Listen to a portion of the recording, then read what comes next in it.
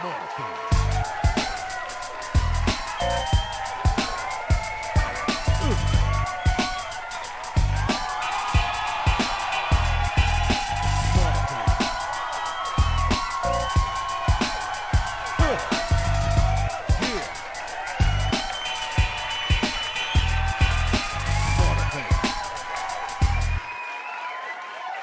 Hey, everybody, welcome to another segment of Smarterfan Podcast, where we bring you behind the veil of sports, business, and life. I'm Joe, and this is Barry. What's going on, Barry? Oh, there's so much going on in this holiday season. Eggnog and mistletoe and ho, ho, ho. So, yeah, there's a lot of great things, a lot of interesting things going on all over the world of sports and all over the world, excuse me. That's right. That's right. What you got this evening? I'm going to talk about Thurman Munson. Oh, one of my favorite. Maybe when I played catcher as a kid. Yeah, me too. Me too. He was the youngest of four, and his older brother taught him how to play baseball. And from there, he took off because in high school, he was the captain of the football, basketball, and baseball team. Wow. And he was all city and state in all three sports. Oh, wow. Yeah. So he played shortstop in high school, and then he switched to catcher in his senior year. Now, he joined the Cape Cod Baseball League in '67, and he led the Chatham A's to their first league title.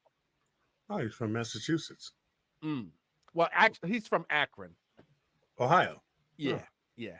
So he went to Kent State on a scholarship, and he was the first All-American in Kent State history. Really? Yeah, yeah. That was in '68. In what sport? Baseball. Oh, And wow. so he was drafted by the Yankees in '68 and he only played a year in the minors before they brought him up in August of '69. And he finished the year hitting 256. And he'd be a slugger today with that average. In '70, he batted .302, and that got him Rookie of the Year. Now, the '70s saw this bitter rivalry between the Red Sox and the Yankees. Oh, yeah. And at the center of that rivalry was his feud with Carlton Fisk. Those two just did not like each other, you know. So he won 3 straight Gold Gloves from '73 to '75. And in '76, he was named Yankee captain by George Steinbrenner.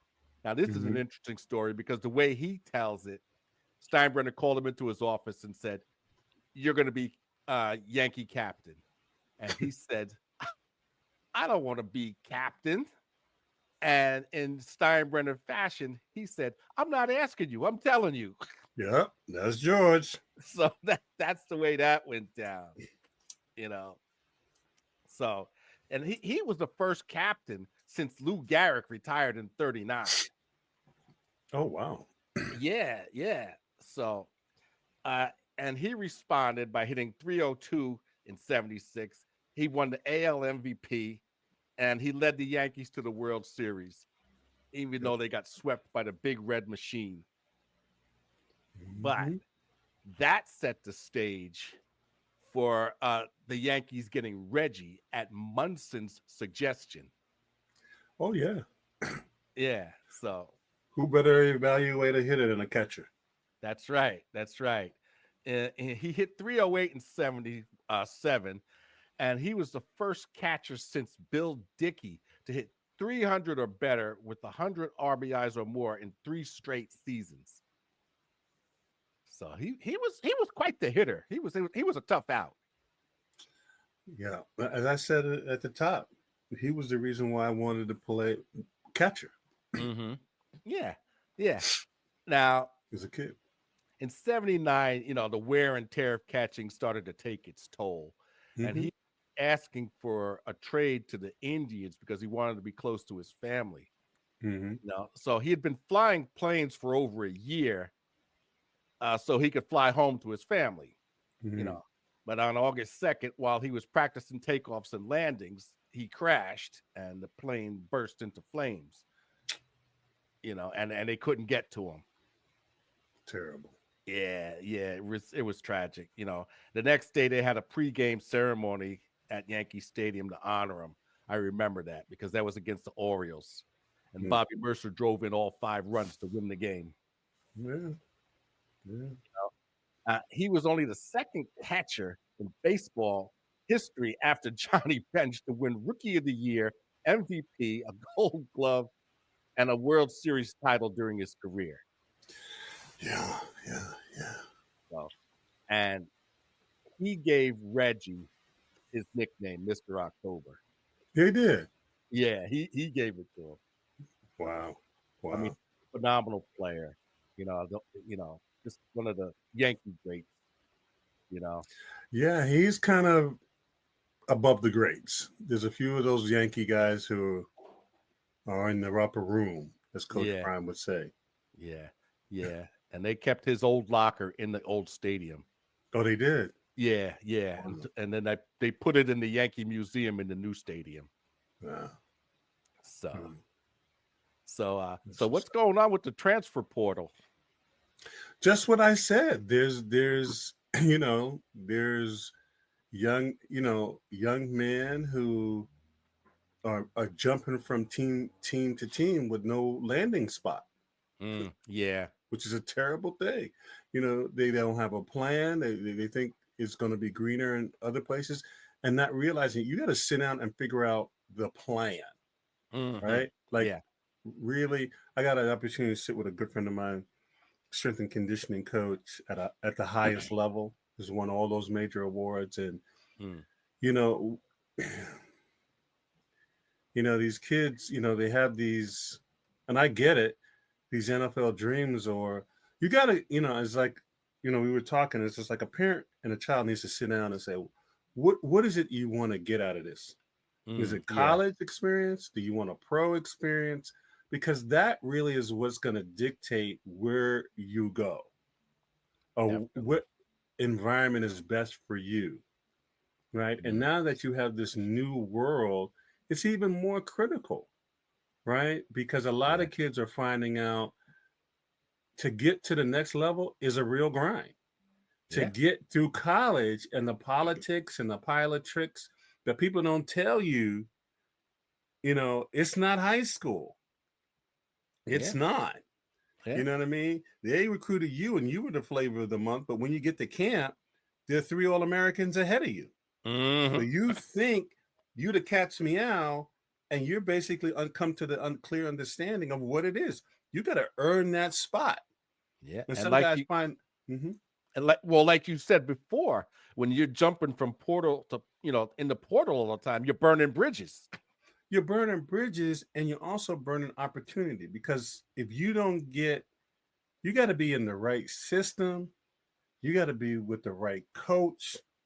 You got to be able to perform on the field. There's a lot of elements to it, right? Yeah. You could even think about how crazy this, what I'm going to say is probably the number 1, 2, 3 draft pick over the last 5 years.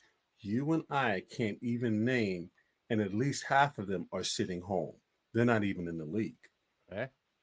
Yeah. Right? Yeah. For a various amount of reasons. 3 at the top are wrong system, injured, or don't want to play anymore. They got their money. I'm out. Yeah. Yeah. And it is what it is. Yeah. So, these are the things that, and these kids are like, I don't know what they're thinking, and I mean, there's behind the stuff. I mean, if you have to go to get a bag to secure your family, it is what it is, but you got to weigh where you ultimately want to go. Cause you got to, and I knew it was going to happen. I said, they're going to leave Colorado and try to go.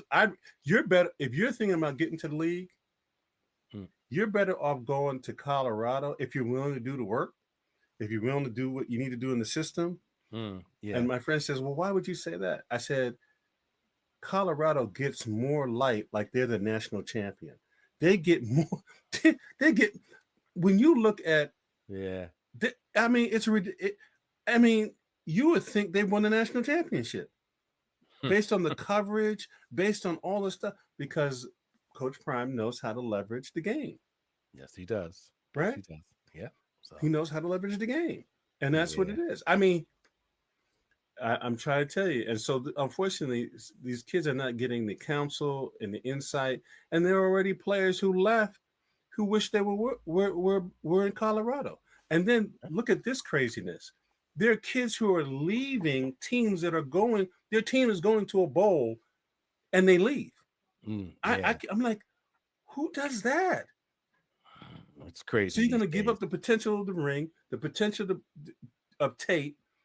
You're going to give all of that up to go back into the portal where you may or may be picked up.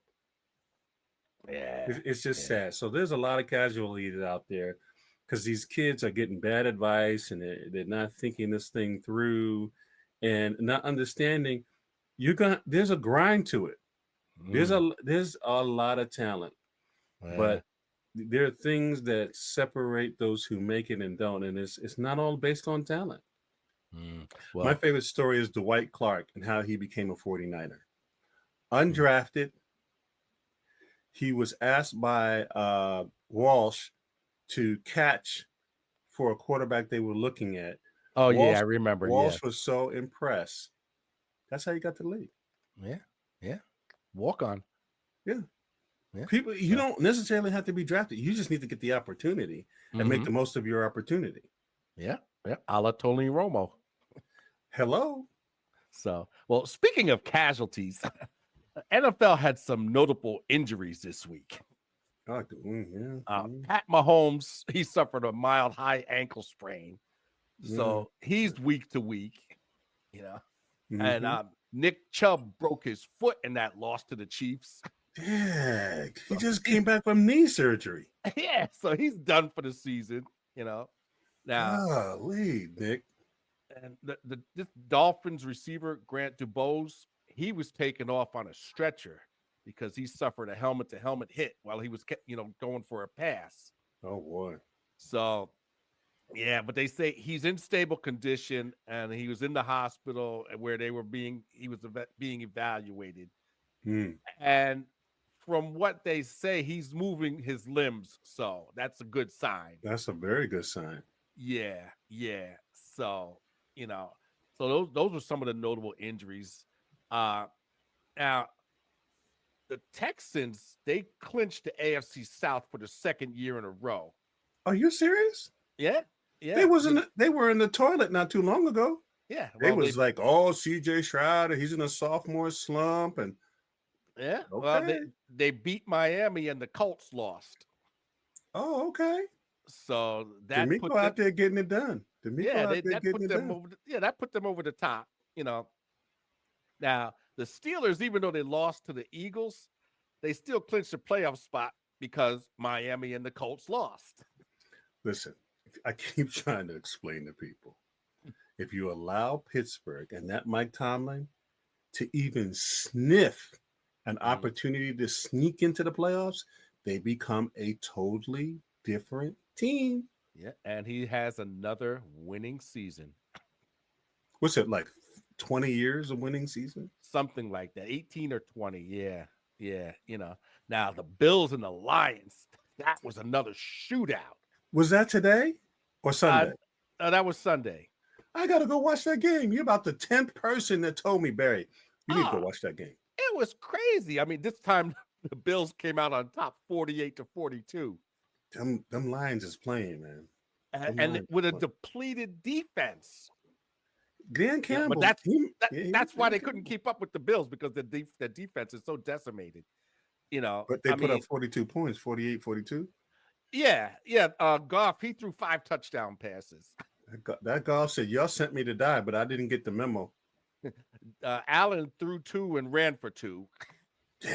He's a beast. I mean, he's in the running for MVP. I can see him getting it. He's a beast. Oh, without a doubt. Now the Lions' loss gives the Vikings a chance to tie for the division if they beat the Bears. Oh, we're gonna win that. They're gonna beat the Bears. So now this is interesting. Tom Brady, he's a minority owner with the Raiders, but the talk is that since the Raiders and Giants are in a race to the bottom for the number one pick, that he might have a lot of say in what quarterback they draft. Oh, I can tell you who they get. I can tell you right now. Who? Shador. Yeah. Well, they say Brady's going to have a lot of input because Shador is a NIL sponsor of Brady's. Oh, okay. Yeah, gotcha. That's why I say what I say.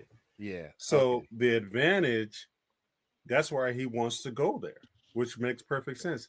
Plus, when you look at a rebuild, a friend of mine said, well, Giants and the New York and the media. I said, it wouldn't make any sense for Shador to come to New York. They got too much. They're too unstable. Exactly. They're too unstable. Yeah. And they've been unstable for at least 6 years. And they just gave away their best player for the dumbest reason in the universe. Yeah. And now Max Crosby's done. He got hurt? Yeah, he got hurt, so he's done for the season. Oh, I think he needs surgery. What happened? Knee, arm, what? I don't remember. I think it might have been his knee. It might have been a knee. Yeah, I'm not really sure. So yeah, to me, the best situation for Shador, for a lot of reasons, Vegas being Vegas, the stadium, it's just a lot of great stuff. The question is, will Pierce be there though? I really think Pierce will be there because they're rebuilding. They're in a rebuild. Yeah. And with that daggone stadium, you need somebody to attract the crowd. And Shador could do that. Yeah. That Sanders mystique can do that. I can see that. Yeah. It just makes a lot more sense. And he's already in the West anyway. He's in Colorado. So take a little plane ride over to Nevada. So you see what I'm saying? He's already got a huge fan base that, again, he would draw to the Raiders and Las Vegas. See what I'm saying? Right. Yeah, I got you. I mean, it's already built in. Think of all those people who go to Colorado games now, even if they weren't Raider fans, guess what they're going to do? They're coming to the Raider game. Yeah. You see, it's the business as well as the talent. Yeah, definitely. You see what I'm saying? Yeah. So as opposed to sending them to New York, where he's got a plenty of fans here, but the impact is not going to be as great as being in Las Vegas. Well, speaking of, go ahead. No, I'm good. Speaking of talent, what's going on with the Heisman? Ooh, I'm gonna have to break this up in 3 parts. The Heisman. Well, Travis Hunter won, as he should, right? But this is what I'm saying. 1, the Jim Thorpe Award will have to be renamed because they're no longer relevant. And for lack of a better, someone was bitter, and their bitterness made them irrelevant because now he won the Heisman and every other award. So now they stick out as a sore thumb, like a sore loser. Like, well, you and I can't even name. Well, who got it then? Yeah. If Travis didn't get it, then who got it? Right. Yeah. You see what I'm saying? So they put themselves in a like, y'all are dumb. Y'all are hating. You see what I'm saying? And now, for the player, watch this. For the player who played 4 positions, Jim Thorpe, when he played football. So here's the kid who's playing 2 positions, and you don't give him the award, and he's in the top 10 defense, top 10 offense. He ain't just doing time. You see how being lazy, stupid, and selfish can make you cost you? Yeah. You see what I'm Yeah. saying? So, when I looked at it, I stepped back and I said, man, man. And I think the Heisman is going to realize too, Mm. um, that they lost a great opportunity by not having Shador as a finalist because he should have Mm. been, because he had the numbers. Yeah. Forget about Yeah. the shine. He had the numbers that he Right. should have been Yeah. there. So they missed out again. What Hmm. hate can cost you? Hate costs, right? Yeah. So they missed that opportunity. Hmm. Travis won it. It was a great, great, great. I watched the ceremony probably 15 times, right? And the last thing I'm going to say is, because I had to break it up in 3 parts, is that a reporter asked Travis about his father not being there. And Travis gave such a great answer because they try to project this narrative that Mm. black men don't take care of their kids. Right. Yeah. Black Yeah. men, their kids and them don't have a good relationship. And Mm. so somebody was very strategic in putting out the whole speech he made. Mm-hmm. I'm like, well, why did I have to search through Mount Kilimanjaro he did a nice epilogue about his father, his love for his father, being Mm-hmm. proud of being the oldest, and that he did it for his dad. Mm. See, there you go. So now you got to look at that reporter like, well, you were there. So you had to hear this. So why would you? But they're trying to project that Yeah. that narrative, Of right? course they are. And it's just ugly. It's just Yeah. ugly. And God don't like ugly. I'm Mm. gonna stop right there Okay. because next week I'm gonna come with part 2 and then All part right. 3. But it Okay. was a great thing. I'm very happy. And I actually feel bad for the other kids because when you look at the packaging that Travis got compared to what the other kids couldn't even compare. Mm. Well. And those schools have bigger budgets than Colorado.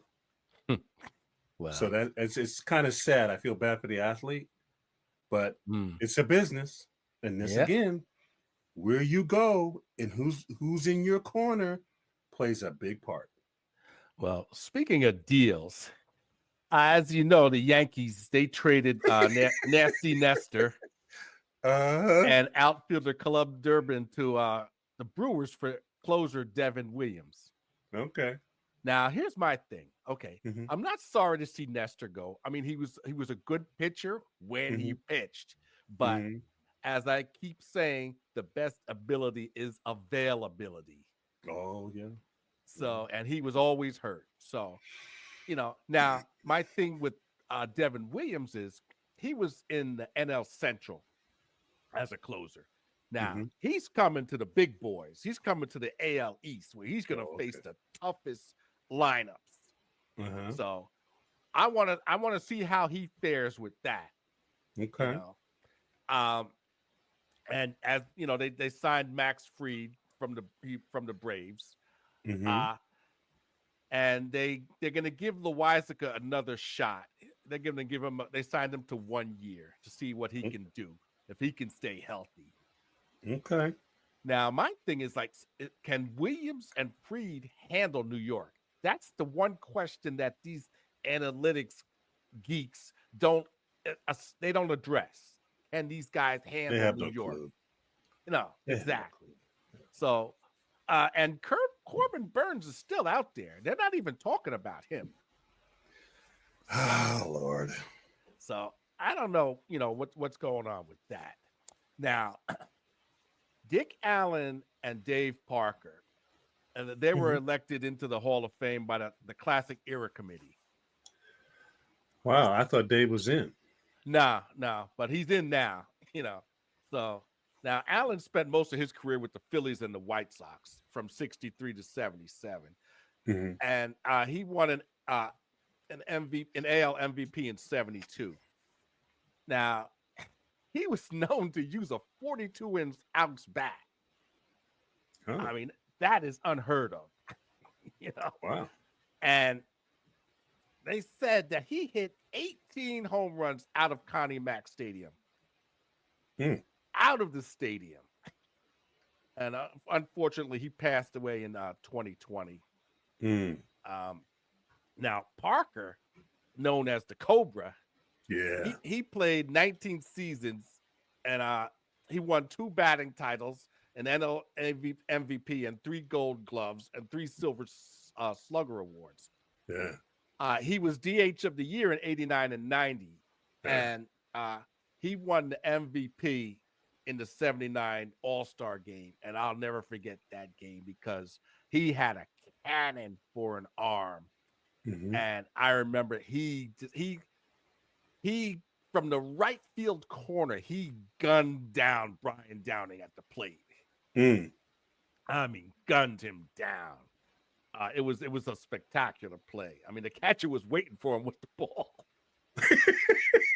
Here you go, here. You know, so that's amazing. Yeah, it was crazy. I think he threw out him and Jim Rice in that game. Really? And that's how he got MVP. Wow. So now, on another note, the ball that the grand slam that Freddie Freeman hit in the World Series. That's the only walk-off grand slam in World Series history. Oh, okay. So that ball went up for auction for $1.56 million. Mercy. Yeah. So somebody's gonna make out like a bandit with that. Ho ho ho! Merry Christmas. You know, it was, and they said it was a 10-year-old who got the ball. Nice. And so I guess that's the family that's involved with the auction. So hey, that's a nice payday for them. Absolutely. God bless him. And the story was that he was supposed to go to the orthodontist that day, and his parents decided to take him to the World Series game instead. Yeah. Not a bad trade-off. Yeah. So speaking about money, it must be the money. Oh man. What can I say? I just, between the NIL, college was going on. I was watching a documentary, and somebody needs to create an award or do something, because one of the key pivotal players to make all this happen, Ed O'Bannon, needs to come out of the shadows. I watched an incredible documentary on all that he did to create this over the last 20 years to make what we see now happening. Started 20 years ago now.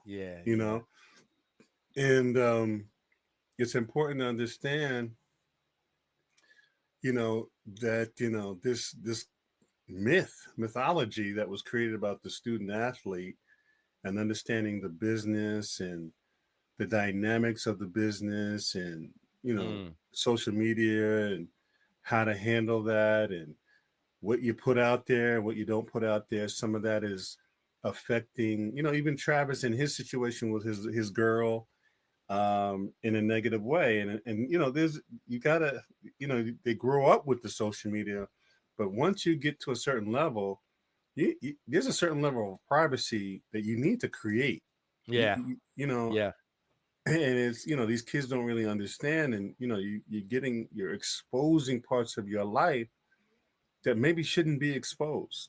No. You know what I mean? Not at all. Once you kind of, it comes with a price. Fame comes with a price. And Cam Newton talked about it, that you got to understand that you're in a business, and this is what happens to entertainers and sports people and music people, that, the fame and people know you, whatever, you're in a business. And you got to recognize that you're in a business. Even when I saw Travis Hunter's, and it just jumped at, it was like, yeah, Dad, but understand all those friends that are in that house with you who are watching you ain't your friend. They ain't your friend. Nope. And if you think there's not a percentage of them who've gotten close to you because they want to hit up Travis for a loan, or what hit you up because Travis is going to do whatever he's going to do for you, you need to be aware of that. Yep. Not everybody saluting you, and because a lot of the people ain't buy you or Travis a 7-Up soda, but they're gonna ask you for 100,000. Hey man, I got this great business deal. I got this great business idea, and I just need 50,000. I just need 100. Well, we'll have to leave it right there. Wonderful. Part 2 next week on Smarterfan Podcast. And you know what we say? Stay in the game. Stay in the game. Happy holidays and all the best, my friend. All right. Have a good night, everybody. Bye-bye. Smarterfan.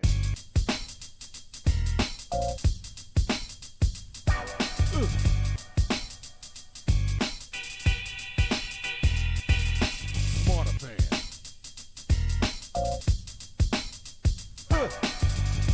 Yeah.